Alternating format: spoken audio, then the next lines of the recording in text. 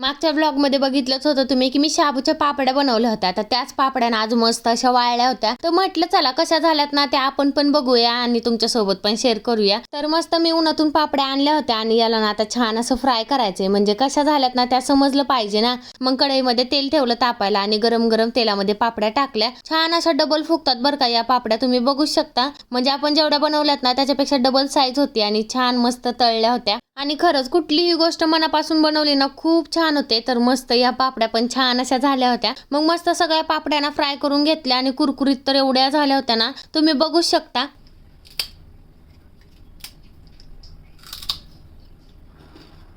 म्हणजे मस्त झाल्या होत्या. मग लगेच पापड्या घेऊन ना मस्त जेवण करायला बसलो होतो. कारण मसूरची डाळ होती आणि ती काय मला आवडत नव्हती. म्हटलं पापड्या घेतल्यानंतर ना 2 घास जास्त जातील, त्याच्यामुळे मस्त पापड्या बरोबर जेवण केलं. त्याच्यानंतर आमच्या परीची ना वेणी घालायचं चाललं होतं. कारण आज ना लाईट नव्हती. लाईट नाही म्हणून ना आमच्या असे काहीतरी कुटाने चालले होते आणि तिची ना छान अशी सागर वेणी घातली होती. म्हणजे खरंच खूप मस्त दिसत होती. एवढीशा केसाची पण किती छान वेणी आली होती ना. आणि तिला पाहिजे होतं की नको अशी वेणी. नंतर हे आमचं कार्टून, आज लाईट नव्हती त्याच्यामुळे दरवाजा उघडा ठेवला होता आणि हे आमचं बाळ इकडून तिकडून पळत होतं. त्याच्यामुळे त्यांनी कुठे जाऊ नये म्हणून झोका बांधला होता आणि त्या झोक्यात त्याला टाकलं होतं. त्याच्यानंतर मस्त संध्याकाळी ना मी स्वयंपाक करायला आले होते. म्हणजे आज लवकरच स्वयंपाक करत होते कारण लाईट वगैरे नव्हती ना त्याच्यामुळे, आणि मोबाईल मध्ये चार्जिंग पण नव्हती. मग म्हटलं अंधार पडायच्या अगोदरच ना स्वयंपाक करून घेऊ. त्याच्यामुळे भाकरी करायला घेतल्या होत्या आणि छान अशी टम्म फुगलेली भाकर बघितली ना मला खूप छान वाटतं. म्हणजे मी काही एवढी सुगरण नाहीये बरं का, पण पोटा पाण्यापुरतं मला बनवता येतं. त्याच्यानंतर मग माझ्या आहोंनी आणली होती कैरी, जी की त्यांना खूप आवडते. म्हणजे कैरीची चटणी खूप आवडते. मग आई नाही ते मस्त कैरीची चटणी बनवत होते कारण त्यांना आईच्या हातची कैरीची चटणी खूप आवडते. आई कैरी कट करत बसल्या होत्या, तेवढ्यात मी चान्स मारून घेतला. मस्त कैरी खात बसले होते कारण मला चिंच आणि कैरी खूप आवडते. मग आईने कैरी कट करून घेतली होती आणि ते कांदा पण लगेच कट करायला घेतला. म्हणजे ही कैरीची चटणी ना मला माहितही नव्हती. मी सासरी आल्यानंतर बघितली होती आणि ही चटणी ना माझ्या आहोंना खूप आवडते. त्याच्यामुळे मी शिकणार आहे ही चटणी. त्याच्यानंतर मग आईने ना मिक्सरच्या भांड्यामध्ये कैरी, कांदा, लाल तिखट आणि शेंगदाण्याचं कूट टाकलं होतं. मग त्याच्यामध्ये लसूण टाकला, चवीनुसार मीठ आणि हे सगळं असं वाटून घ्यायचं. झाली बघा आपली कैरीची चटणी. मग म्हटलं चला बनवली तशी लगेच ना यांना नेऊन द्यावं. मग प्लेटीमध्ये ना कैरीची चटणी घेतली, कांदा, भाकर त्यांना मस्त असं नेऊन दिला आणि म्हटलं करा आता पोटभर जेवण, कारण त्यांच्या आवडीचं होतं ना. त्याच्यामुळे जेवण झाल्यानंतर बापलेकाचा असा खेळ चालू झाला. तर जाऊ द्या, या बापलेकाचं ना रोज असंच चालू राहतं. आपण भेटूया उद्याच्या व्लॉग मध्ये. बाय.